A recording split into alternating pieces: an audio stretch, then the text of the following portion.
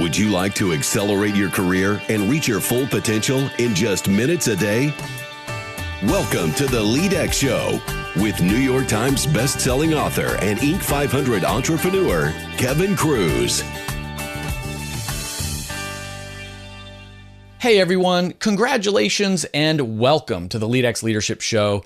You've come back, you're investing your most valuable asset, your time, into this show, which means you want to become a better leader. You want to become a great boss. I applaud you and I thank you for that. Man, do I have a guest for you today. You know, I've interviewed dozens, over 100 different great people. And every now and then, some of them just kind of get stuck in my head. And this guy is still stuck in my head. And I actually recorded the interview a couple weeks ago. Wait till you hear his bio. You're gonna hate him before you're gonna love him because he's just so accomplished. You can't help but feel a little inadequate and also a little bit guilty. And that's not his intention. He's really into the environment and has a podcast, you know, all about leadership in the environment. And I would like to think that I care about the environment, but I just fessed up. I mean, as I was interviewing him on video, I was drinking from a plastic water bottle, you know, big no-no. I admitted to him that I get meal kits. That's how I've been able to stay pretty much on a plant-based diet for the last year. And I love these kits, but you know, everything comes in little bottles and, you know, big boxes of stuff and ice packs. I mean, it's not cool. Anyway, he's a really nice guy. We really connected. But before I bring you that interview, I've got to remind you, visit leadx.org and get a free trial. You know, a lot of times I'm asked, I think a lot of our listeners are solopreneurs, want to be entrepreneurs, consultants, plan on retiring and going into consulting. And I get asked about like, how do you build an audience? How do you get a brand? How do I get, you know, pretty healthy speaking fees these days when I'm out on the road? I recorded an entire personal branding curriculum, and it's inside the LEADx Academy. How to create your customer avatar, how to create your own magnetic marketing funnel, how to write viral articles, how to write for Forbes or whatever industry publication you want to, how to write an email newsletter that people actually open up and read, how to pitch podcasts, how to make your own podcast, like literally thousands of dollars of courses that I've spent my money to learn how to do. And then I went out and did. I've now created my own versions of how to do it. And it's like very, very low, you know, investment each month. So just go to leadx.org, do the 3-day free trial and check it out. Hopefully it will work for you. Our quote of the week: "He who plants trees loves others besides himself," from Thomas Fuller. All right, listen to this. Our guest today, he's an adjunct professor at NYU, a columnist at Inc. He's the host of the Leadership in the Environment podcast. He has 5, count them 5, Ivy League degrees. And I'm not talking about any fluffy like history degrees. That's what I studied at Rutgers, by the way. I'm talking about he has a PhD in astrophysics. He has an MBA. And he likes personal challenges. I don't think this guy's ever sat on the couch and watched, you know, reality TV. He's done over 100,000 burpees in his life. He swam across the Hudson River. He's visited North Korea twice. I don't know if I didn't think anyone wanted to visit North Korea more than once. He's reduced his consumption and waste enough to throw out his garbage less than once per year. He lives in New York City and he only accumulates 1 bag of garbage for an entire year. This is crazy. His new book, relevant to our podcast, is Leadership Step by Step. Become the person others follow. Our guest is Dr. Joshua Spodek. Joshua, welcome to the show. Thank you. Glad to be here. Great to have you on. And I always ask all of our guests, no matter who they are or what kind of book they've written, you know, what leadership advice would you give to a new first-time manager? The main thing I've learned is that no matter how much people think that other people just have some skill, they were born with it or something like that, everyone learned it from experience. It wasn't just from reading things, they had to practice. And so anytime you see someone with a skill that you wish that you had, they learned it from something. Find out from them or find out how they learned it and practice what they learned or practice what they did to learn it, and you will develop that too. So you can never look at anyone and think they have something that I can't possibly get. It may be hard. It may take time. It may take practice. but you can get it. So that mindset is one of the most important things, in my opinion. Fantastic advice. So I mentioned in the intro that your book is Leadership Step by Step, Become the Person Others Follow. So what's the big idea of the book? Why do we need another leadership book? So if you want to, I think of leadership as a performance art. And if you want to learn, say you want to learn to be a musician, you could take a class in music appreciation. That'll give you history, and you'll learn about Bach and Beethoven, but you won't actually practice playing. So music appreciation won't hurt, but it doesn't exactly help. The reason I wrote this book is when I looked out in the world, I looked at all the leadership resources, all the books, all the courses, and to me, they were all leadership appreciation. Not going to hurt, but it's not going to give you the practice of leadership. And so my book is a set of exercises. I feel, to me, it's like, imagine you lived in a world in which anytime someone wanted to learn how to play piano, they'd say, okay, read this book, watch these videos, but not actually play. And then someone comes up with like playing scales. I give you scales, not just scales, but not just from the beginning level, but taking you all the way up to very advanced leadership stuff. And listeners, this is the key point. When it's leadership step by step, just as Joshua described, I mean, I've written some of these books that are good, but it's about leadership or some research. To me, this is like a course. It's like if you could hire Joshua to be your personal teacher for a while. I mean, this is what's in the book. There's the lessons and the application exercises. It's very applied. It's very hands-on. But Josh, I want to follow up on something you said, leadership as performance art. And I think some of my listeners out there might be thinking, whoa, wait a minute, I'm supposed to be an authentic leader. Is Joshua telling me that leadership is acting? I need to be an actor? The more that you practice, the more that the technique becomes just inside of you and you emerge. So any actor will, Meryl Streep, give her a script. The first time she reads it, it's going to be wooden. It's not going to be her coming out. Once you learn the script and you learn the character, or same with a musician, same with an athlete playing their plays, same with the military. When you first practice the basic training, and only if you are concentrating on how do I do this, then you're not coming out. You have to practice it until you're so adept at it that you don't think about it. Just like when you first learn to talk or you first learn to walk, you couldn't do it very well. You had to think of where your foot was going to go when you stepped. Once you've done it enough, you don't think about walking when you walk, you just do it. And if you're thinking about how to lead while you're trying to lead, you're not going to lead very effectively. When you've practiced enough that you know what you're doing when you're doing it, then you can start concentrating on the other person. And it's really their emotions, their motivations that motivate them. So if you're concentrating on yourself, that's what you do when you practice and you rehearse. Then when you have it down perfectly, then you can, or not perfectly, but well enough, then you can go out and concentrate on the crowd, the people that you're leading, the situation at hand. Yeah, and so this is, I think I know the answer to this question, but you mentioned the military, and it was a couple years ago I was invited out to do a speech with some Marine Corps officers out in California. And I have the world of respect for those who have served and are serving, but I've never served myself. I was very intimidated by going in to talk leadership to a bunch of Marines.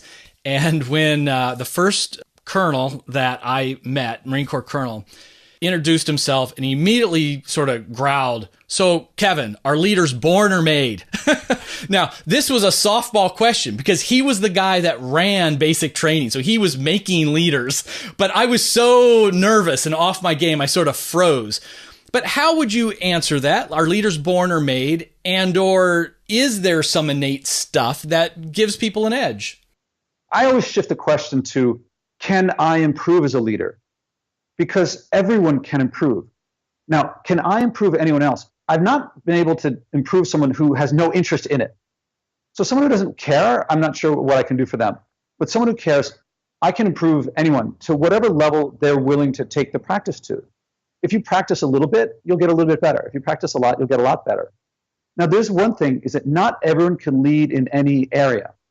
So the example I always think of here is like General Patton was a great leader. He put him in a tank battle, that's who you want leading.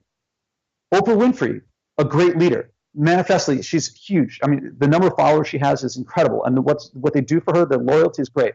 Now, would Oprah be a great tank commander? I don't think so.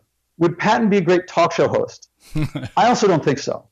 So just because you want to lead in something doesn't mean you can lead in something, but can you lead? Yes. I mean, most parents find this out. A baby is born and suddenly they're very effective. Life changes. And you expect that to happen. You can make similarly dramatic changes in your life if you choose to.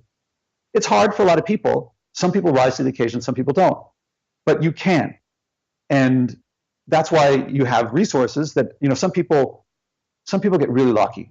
When they're 10 years old, some small leadership challenge hits them. When they're 15, a modest one hits them. When they're 20, kind of big one hits them. By the time they're out in the professional world, life gave them a series of tests that they rose up to. And it looks to the outside world like they were born with it because they've succeeded at every level. Now, some people at 5 years old or 10 years old, they get this mammoth leadership thing and they can't handle. And they struggle and they think, leadership, I just can't do it. But had it gone in a different order or the challenge had been slightly different, they might have been able to rise to that one. So I think a lot of people, I don't think anyone's born with the ability to lead. I mean, we can't even talk. And so we have to learn all these different skills, talking being one of them, walking being another. Not everyone has to walk.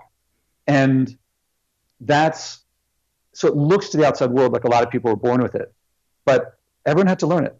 There's nothing that anyone does that they didn't learn somehow along the way. I mean, breathing, but that's not really a leadership skill. Now, we talked about how your book is very unique in that it's really like a course, and you start in the book with self-awareness, which I agree in our LEADx Academy, and we use the Big 5 personality assessment and do a lot of work there.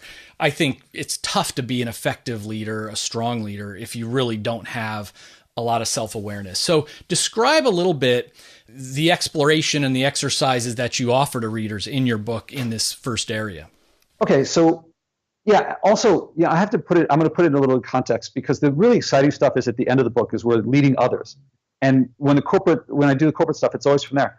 You can really learn effective leadership skills. And if you don't have self-awareness, you can really lead people in circles or go in directions that aren't interesting to you. You can make a lot of money and be unhappy, or you can be happy but have no means of living, And so self-awareness is a big piece of it. So at the beginning, there's a lot of work on how your mind works, your self-talk, the voice that's going on inside your head all the time. And then what that leads to is, the beliefs that we have that color the perception of everything around us.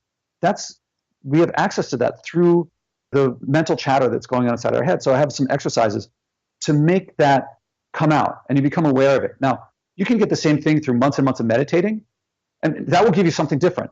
But this is really fast. And you'll get, now for the mystic, it's totally different, but for the leader, you get the value right away of access to how your mind works, how you process everything around you, everything that comes in, how you perceive other people.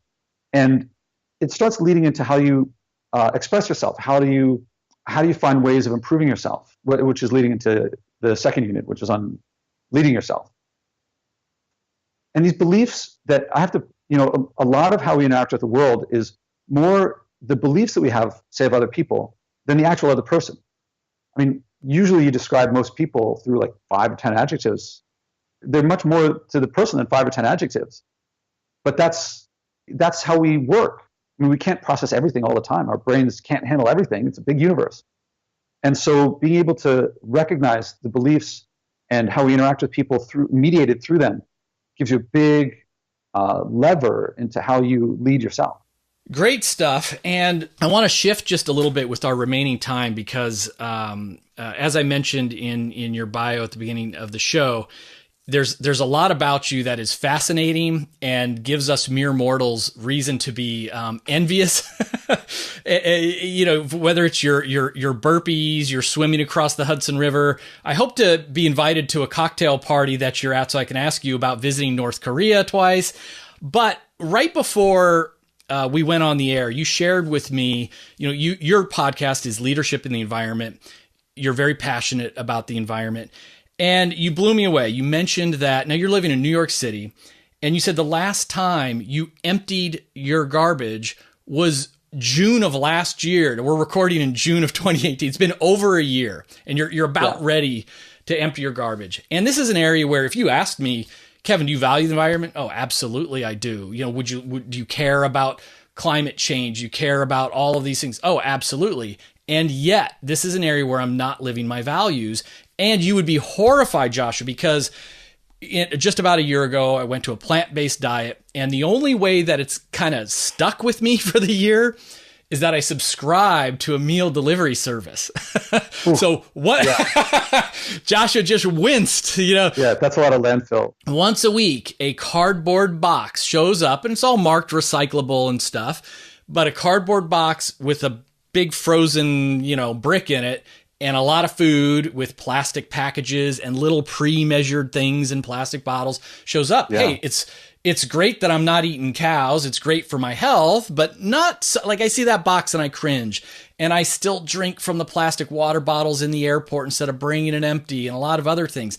And with 3 kids in the house and Amazon showing up every day, I mean, the amount of garbage, like I think I'm probably filling a landfill. So how in the world are you finding a way to use one sack of garbage in a year? Well, I mean, the short answer is practice, because when I first started avoiding packaged food, I didn't know what to do. I went to the store. I'm like looking at the stuff I normally get. I'm like, well, that's in a box, that's in a bag, that's in a can, that's a rubber band, that's a sticker. And it was really hard. I was born into a world that had a lot of pollution in it, and I don't want to pollute the world. And I don't want to leave it any worse than I have to. Of course, you have to pollute some, as far as I can tell. And so at the beginning, it maybe took 2 weeks to take out the garbage. Then it was like a couple months, and it took a long time to work up to a year. And I have role models. There's Lauren Singer. Everything for like years fits in a jar. So, you know, the last thing I do is compare myself to the typical American, because that's like the lowest bar you can imagine of pollution. And I want to point out, I'm passionate about the environment. I'm really passionate about leadership in the environment, because there's a lot of environmental stuff out there that's based on guilt and blame and doom and gloom, spreading facts, and people expect that spreading facts is going to change behavior. It rarely does. And yet people really care about the environment. And so what I'm trying to share on my podcast is, I mean, the podcast is just the beginning, is for me, it's about joy. It's about discovery. It's about growth. That's the leadership part: meaning, purpose, value. The way you talk about when you get the packaging, I contrast that with when I go to the farmer's market, especially now in the late spring. It's going to be summer soon. The vegetables are amazing. Sorry, I'm like going crazy, but like the bok choy just came in, and I just made this stew with, I'm just mixing stuff together with rhubarb, this burdock root that I just started getting, really bitter, and it tastes delicious. Okay. I don't want to go into details about that. When I first started going to the farmer's market, I had no idea what any of that stuff was. I mean, my sister volunteered there so she could show me around. I was like, I didn't know what a turnip was. I mean, I knew what they were, but I never got a rutabaga. And then you just start getting stuff. And then it took me a good year before my food wasn't really bland, because all I could get was like broccoli and cauliflower, and like I would just steam it and put salt and pepper on it. It was like, I wouldn't invite people over for that. But I don't like polluting, and I don't like bland, and I do like delicious. So gradually I practiced and learned how to mix this with that and so forth. And eventually it started tasting better and better and better. And last winter is when I first started looking forward to going to the farmer's market, even in February, when it's really just kohlrabi and cabbage and all these root vegetables. And I knew how to put them together into something really delicious. It took a year it's the same as leadership, same as any performance, anything. You got to practice, and you got to make mistakes, and you got to deal with, for a while, you're going to suck. Yeah. And I did for a while, but now it's like not polluting, I like, because a big part of my life, a big shift in my life was from doing things for myself to really getting a lot more value from responsibility and accountable and helping others. And so I really value not polluting other people's worlds. But that's nothing compared to how much more delicious my food is. I mean, it's to my taste. Everyone's got their own taste. When you come over, I'll make you one of my famous vegetable stews. Awesome. I think you'll like it. I definitely love it. I don't know if I was talking too much, but you got me talking about something I'm really passionate about. No, this is fascinating to me, and it sounds like, again, sort of moving away from packaged foods has been one of the number one things. And I'm assuming when you do buy things from, physical objects, you're looking for things that you can recycle the packaging. I mean, I just think about the quantity of stuff myself and Americans, seem to buy. Like, and maybe you're a minimalist. Is that part of it as well? I do try to avoid it's reduce, then reuse, then recycle. So recycling is like the last thing I do. What I try to do most is not accept things. So when people come over to my place, someone's coming over to my place tomorrow night, and he emailed me, what should I bring? And I sent him a link to my post. It's like, you don't have to bring anything, but if you bring anything, please no packaging. Right. And people, actually, a lot of my garbage is garbage that other people came and left. They're getting rid of their garbage with you. Yeah. And years ago, this wall over here was full of, it was all books from college. Mm-hmm. And I gradually got rid of books, and eventually I got rid of virtually all of them. I have a couple of books over there because I teach with them. But the more that I got rid of, the more free I felt. And I have a library across the street from me. I can get whatever book I want. Most stuff is online pretty easily. And I found the freedom was greater than the value of the freedom was greater than the value of the books. And then it started going into other areas of my life and getting rid of more and more things. And so the more that I get rid of, the more freedom I felt. And the more I don't know if this is going to be obvious how this works, but the more that my relationships with other people became about what we care about, our values, and less about news, sports, weather, traffic on the way over. I don't really talk about those things except with someone I know. If I'm never going to talk to someone for more than 5 minutes, whatever. But people I deal with, a lot of my book came out of this discovery of connecting with people. Meaningful connection exercise is the big one that people like me to do the most. And I connect with, compared to before when I was in physics, I was always standing by the drinks, like at parties, at social events, just kind of like, I don't know what to say to anyone. I thought everyone knew each other already. And now it's much more about meeting people. And that connection is, I don't know if it's obvious how that making it less about material stuff and more about value, meaning, purpose. Who is this person? How can I make them feel comfortable sharing themselves with me? How can we feel comfortable being vulnerable with each other? And then we work with them in teams, and you lead them. You emerge as the leader of a team when people feel comfortable sharing their interests with you, and you can honor that and lead them in ways that they want to be led. You emerge as a leader, and when it's not appropriate for you to lead, you're happy to follow so that others can lead. Love it. And again, we'll have the opportunity, Joshua, for you to send us wherever you want. But I do want to mention again, your podcast is leadership and the environment. I always like to end by challenging my listeners. I say, we need to be lifelong learners. We need to be learning every day, getting a little bit better. Give us something that we can experiment with or try today, either something from the environmental side of thing, something from your book more directly about, leadership or an exercise. What's something that we could try, in the next day? So since you asked about the self-awareness stuff, the first exercise in the book, actually the second exercise in the book, is to write down your inner monologue. It can be very hard, but very revealing. And so when I do it in class and I'll ask someone to volunteer, can you share what you're thinking? And almost always they say, well, I'm thinking about what I'm going to do tomorrow. Thinking about something is not the same as the actual words going in your head. As you're listening to me now, you might be thinking something like, my words in my head? What words in my head? Can I really think about it? And it's like, if you're American, it's probably in English. Try to write those down. Now, I give the exercise to do it 3 or 4 times a day for a week, because at first it's like drinking from a fire hose. And your thoughts are too fast. You can't keep up. So if you do it a couple times today, you'll get somewhere. It's hard, but it's amazingly revealing. You learn so much about yourself. If you look it up on my blog, it's called The Most Effective Self-Awareness Exercise That I Know. And here's the thing. Costs you nothing. You don't have to tell anyone you're doing it.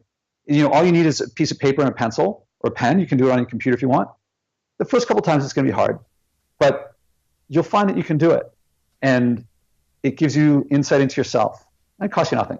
Can't get better than that. Joshua, how can our listeners find out more about you and your work? I would go to my blog page. So it's joshuaspodek.com, JOSHUASPODEK.com. And that's also where the podcast is. So you can do /podcast or just click on podcast there. And that's the Leadership in the Environment podcast. Then if you're curious about the book, Leadership Step by Step, the best place to check it out is Amazon, and just read the reviews.